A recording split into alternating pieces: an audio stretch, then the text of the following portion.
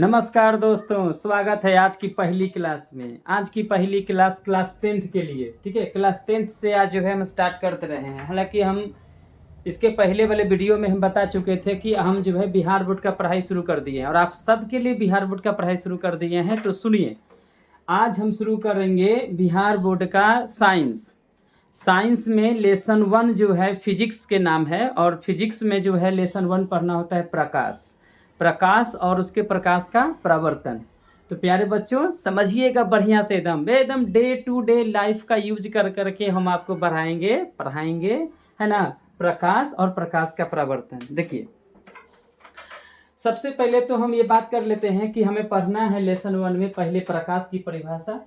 फिर ये बात करना है कि प्रकाश माध्यम है या वस्तु है। यही बात को लेकर के बहुत सारे वैज्ञानिक में कंफ्यूजन रहा था कि प्रकाश माध्यम है या वस्तु है। तो हम इस वीडियो में जो क्लियर करेंगे ना कि प्रकाश कैसे माध्यम है, कैसे वीडियो है। फिर प्रकाश के स्रोत, किरण पुंज, दीप्त वस्तु, अदीप्त वस्तु, पारदर्शी वस्तु, अपारदर्शी वस्तु, पारभासी, और ये जो है ना करते करते आपका ये सिलेबस है। एकदम वीडियो में बने रहिएगा, देखिएगा, आपको एकदम पूरा समझ में आने वाला है। सबसे पहले प्यारे बच्चों शुरू करते हैं। प्रकाश वो है जिसके कारण हम किसी वस्तु को देख पाते हैं। जैसे कभी आप जो है सपने में रहते होंगे तो आप कहीं और चले गए होंगे, तो वो प्रकाश नहीं है, वो सपना है। प्रकाश का मतलब होता है कि आंख बंद किया, हमें कुछ नहीं दिख रहा है, जैसे ही आंख खोले हमें बहुत कुछ दिख रहा है। तो देख रहे हैं ना, कह रही हमें सामने दिख रहा है। तो प्रकाश एक माध्यम है जिसके द्वारा हम किसी वस्तु को देख पाते हैं। बच्चों ये बात को समझिएगा, प्रकाश को माध्यम माना गया है। प्रकाश अगर वस्तु रहता तो जगह छेकता। परिभाषा है ना, वस्तु की परिभाषा क्या है, किसे कहेंगे? जो जगह छेकता है, जिसमें आयतन हो, जिसमें भार हो, सब जो वस्तु कहते हैं। लेकिन प्रकाश जगह नहीं छेकता है, प्रकाश को जहाँ रखिएगा वहाँ चल जाएगा। देखिए, ये रूम में अगर जो है मतलब कि प्रकाश है तो ये रूम में वस्तु भी रखा हुआ है, सामान भी रखा हुआ है। तो इसीलिए प्रकाश वस्तु नहीं है, प्रकाश एक माध्यम है। प्रकाश के स्रोत किसे कहेंगे? जिससे प्रकाश की किरणें निकलती है उसे प्रकाश का स्रोत कहेंगे। अब बताइए कि प्रकाश का स्रोत क्या क्या हो सकता है, कहाँ कहाँ से प्रकाश निकल रहा है। हमारे जो सूरज भगवान है वो तो भाई दुनिया का ऊर्जा देने वाले स्रोत हैं, है ना। तो सबसे पहले सूरज, उसके बाद हम बात करेंगे तो आपका बल्ब, दिया, लैंप, ललटेन, ठीक है। देखिए ना, प्रकाश की हम परिभाषा पढ़ा चुके हैं। प्रकाश वह माध्यम है जिसके द्वारा हम किसी वस्तु को आसानी से देख पाते हैं। प्रकाश के स्रोत में देखिएगा बच्चों, सूरज, बल्ब, टॉर्च, लैंप, दिया, ये सब से अपना प्रकाश निकलता है, इसलिए प्रकाश का स्रोत माना गया है। फिर बात करते हैं किरण पुंज किसे कहेंगे? अगर एक किरण निकलता है तो उसको किरण पुंज नहीं कहेंगे। जैसे कभी आप टॉर्च जलाए होंगे ना, तो टॉर्च से फोकस निकला होगा, तो ये बच्चा किरण पुंज है। ये क्या है? किरण पुंज है। तो किरण पुंज का परिभाषा, किरणों के समूह को किरण पुंज कहते हैं, एक नहीं, किरणों के समूह को किरण पुंज कहते हैं।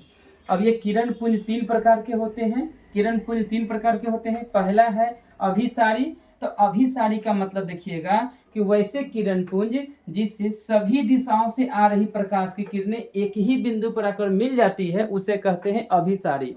अभिसारी का मतलब फिर समझ लीजिए कि सारी दिशाओं से आ रही प्रकाश की किरणें जब एक ही बिंदु पर आकर के मिल जाती है, उसे कहते हैं अभिसारी। और बच्चों, क्या आप अपने जिंदगी में बताइएगा, प्रकाश बॉक्स का जो लेंस होता है, उसमें लेंस होता है, गर्मी के मौसम में हम लेंस को ऐसे रखते हैं धूप में, उसके नीचे से फोकस आता है और उसी फोकस पर माचिस की तीली को रखेंगे ना, तो बच्चों क्या होता है? कुछ होता है कि 2 सेकेंड, 3 सेकेंड, 1 मिनट के बाद उस फक सीना वो जल जाता है। तो माचिस की तीली जलने का मतलब क्या हुआ? माचिस की तीली जलने का मतलब हो गया कि प्रकाश की सभी किरणें लेंस से होकर के एक बीम बना करके नीचे की ओर गिर रहा है, और नीचे की ओर गिर करके वहां पर गर्मी पैदा कर दिया, और गर्मी से जो है माचिस की तीली में बारूद है और वो आग लग जाता है। तो अभिसारी का मतलब सभी दिशाओं से आ रही प्रकाश की किरणें जब एक ही बिंदु पर आकर के मिल जाता है तो उसे कहते हैं अभिसारी किरण पुंज कहते हैं। अब देखिए, अभिसारी किरण पुंज में आप ये भी समझ सकते हैं, अगर नीचे नहीं दिख रहा होगा तब यहाँ पर देखिए, ये बिंदु है, ये बिंदु पर यहाँ से आया, यहाँ से आया, यहाँ से आया, यहाँ से आया, यहाँ से आया, सभी दिशाओं से प्रकाश आ करके एक ही बिंदु पर मिल गया, उसे कहते हैं अभिसारी किरण पुंज। उसे कहेंगे अभिसारी किरण पुंज। ये समझिएगा बढ़िया से, ये एग्जाम में आता है बच्चों, एग्जाम में आता है। इसीलिए देखिए हम आपको यही बताते हैं ना कि देखिए जब हम शुरू कर दिए हैं ना, जब हम शुरू कर दिए हैं तो देखिएगा इस बार 2026-27 का सेशन होता है। आप पढ़ते पढ़ते आपको खुद अंदर का अंतरात्मा कहेगा ना कि हाँ, बहुत सारे टीचर्स देखे हैं, लेकिन टीचर्स में से कुछ ऐसे भी लोग हैं जो हमारे लिए सोचते हैं। बकवास और फालतू बात एकदम नहीं, केवल यहाँ पर पढ़ाई करेंगे। तो अभिसारी किरण पुंज का मतलब हो गया।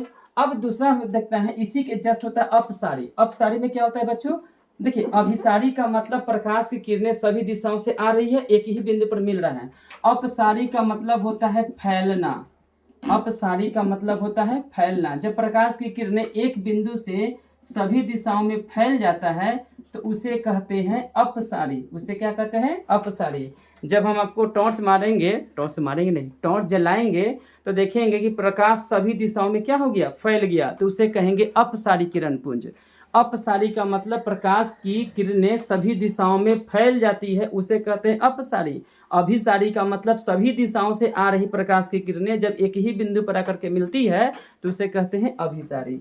समांतर किरण पुंज देखिएगा, जब प्रकाश की किरणें एक दूसरे के समांतर हो तो उसे कहते हैं समांतर किरण पुंज। और ये बात कहा गया है कि प्रकाश की सभी किरणें एक दूसरे के समांतर जाता है, एक दूसरे के समांतर जाता है। प्रकाश की सभी किरणें एक दूसरे के समांतर जाता है। यहाँ से बच्चा जो है अब जो है टॉपिक शुरू होता है गोलीय दर्पण का। देखिएगा बिल्कुल कंटेंट हम बता रहे हैं, हम कुछ एन होने की बात कुछ नहीं कर रहे हैं। गोलीय दर्पण किसे कहेंगे? गोलीय दर्पण का मतलब है बच्चा कि वैसा दर्पण जिसका परावर्तक सतह गोल हो। अभी परावर्तक सतह क्या होता है? परावर्तक सतह का मतलब होता है कि गोलीय दर्पण ऐसा है, ये सब परावर्तक सतह है। ये सब क्या है? परावर्तक सतह है। तो गोलीय दर्पण का वैसा दर्पण जिसका परावर्तक सतह गोल हो उसे कहते हैं गोलीय दर्पण। देखिए आप लोग हम ध्यान समझिएगा, गोलीय का मतलब गोल, और इसको मैथ के नज़र में कहेंगे ना कि ये गोल तो है लेकिन ये वृत्त है। क्या है? ये वृत्त है। तो ध्यान से देखिएगा, वृत्त है। अगर ये वृत्त है बच्चों तो वृत्त है तो वृत्त का एक केंद्र भी होगा। वृत्त है तो वृत्त का एक केंद्र भी होगा, और वृत्त की ये जो परिधि है, परिधि के एक बिंदु से मिलाएंगे, इसको मिलाते हैं तो वृत्त की त्रिज्या, इसको कहिएगा आप केंद्र, और इसको कहिएगा आप त्रिज्या।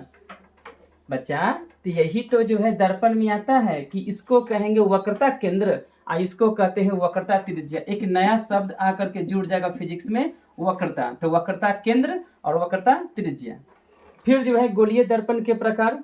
तो गोलीय दर्पण को जब बीच में से काटेंगे ना, जब गोलीय दर्पण को बीच में से काटेंगे तो हम देखेंगे गोलीय दर्पण दो प्रकार के हो गया, एक अवतल दर्पण, एक उत्तल दर्पण। तो बच्चा ये भी समझिएगा, अवतल दर्पण और उत्तल दर्पण। तो अवतल दर्पण का परिभाषा, अवतल दर्पण को हम बार बार अपने बच्चों से कहते हैं ना कि देखिए एक मोटा आदमी होता है, तो मोटा आदमी का पेट ऐसे निकला हुआ है। तो मोटा आदमी का पेट निकला हुआ है तो हम समझेंगे ना कि निकला हुआ है तो ऐसा का है, ये अवतल दर्पण।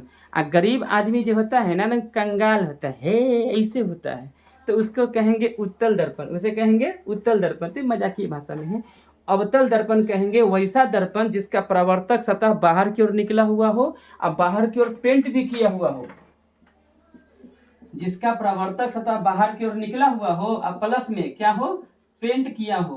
तो जिसका परावर्तक सतह बाहर की ओर निकला हुआ हो और प्लस में बाहर से पेंट किया हुआ हो वो पक्का अवतल दर्पण होगा। और जिसका परावर्तक सतह अंदर की ओर धंसा हुआ हो और अंदर से पेंट किया हुआ हो वो उत्तल दर्पण होगा। तो वैसा दर्पण जो अंदर की ओर धंसा हो उसे उत्तल दर्पण कहते हैं। देखिएगा ध्यान से, एक गोलीय दर्पण को जब हम दो बराबर भाग में काट रहे हैं, एक को हम बाहर से पेंट कर दे रहे हैं, तो बाहर से पेंट कर दे रहे हैं, तो यही चीज यहाँ पर दिख रहा है बच्चों। तो ये है आपका अवतल दर्पण। और ये चीज को हम लाते हैं, कहाँ पर लाते हैं? हमारे पास जगह है। देखिए हम यहाँ से लाते हैं ये वाला पार्ट को लाया और ये कर दिया। देखिएगा इसको हम अंदर से पेंट कर रहे हैं, तो ये बाहर से पेंट कर रहे हैं तो अवतल दर्पण, और ये अंदर से पेंट कर रहे हैं तो उत्तल दर्पण। एक बात और बेटा, ये बताइए कि अगर ये वृत्त है तो वृत्त का ये केंद्र था ना, तो केंद्र एन्ने है, तो बच्चा ये केंद्र रह गया, इसी का नाम है वक्रता केंद्र। और ये वृत्त की त्रिज्या है ना, ये वृत्त की क्या है? त्रिज्या है। ये भी त्रिज्या है, ये भी त्रिज्या है। और पढ़े कि वृत्त की सभी त्रिज्या आपस में क्या होती है? समान होती है। तो ये भी वक्रता त्रिज्या, ये भी वक्रता त्रिज्या, ये अवतल दर्पण का वक्रता त्रिज्या और ये उत्तल दर्पण का वक्रता त्रिज्या, और इसको हम अंदर से पेंट करते हैं। तो ये वाला वक्रता त्रिज्या हो गया, ये वक्रता केंद्र हो गया, और दोनों के बीच में बच्चा एक होता है फोकस बिंदु। ठीक है, दोनों के बीच में क्या होता है, एक फोकस बिंदु। तो बस अभी के लिए वीडियो इतना ही रहेगा, फिर इसका हम पार्ट 2 लेंगे, तो फिर इसको बढ़िया से एक्सप्लेन करेंगे। और हाँ, याद रहेगा हम आगाज कर चुके हैं 10th क्लास का, और हम साथ नहीं छोड़ेंगे, हम पूरा का पूरा डेली जो है आप लोग का साथ देंगे। और इस बार बिहार बोर्ड में आप लोग जो है बढ़िया से पढ़िए और समझिए कि हाँ मेरा तैयारी कैसे होगा। ठीक है।